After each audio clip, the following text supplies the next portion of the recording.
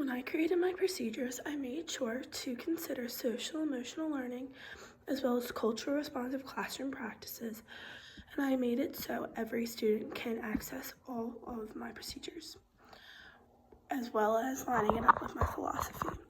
When lining up in the hall, if a student is in an accessible wheelchair, they may go in the front or in the back. They also may leave early depending on the severity of um, their impairment.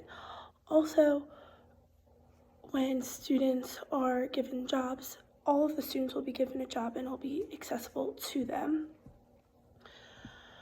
When thinking about entering the classroom, students will be given, they will be given the same expectations, and I will want every student to reach those expectations.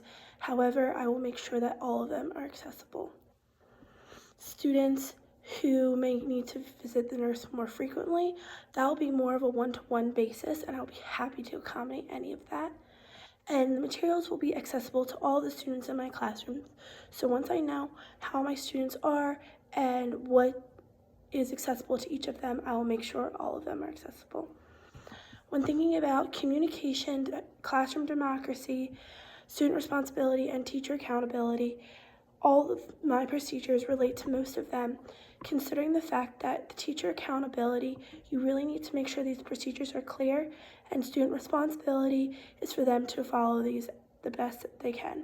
Democracy is me listening to their thoughts on these procedures and how we can change them to make sure everybody is happy with them, as well as communication, just making sure they know exactly what they are doing.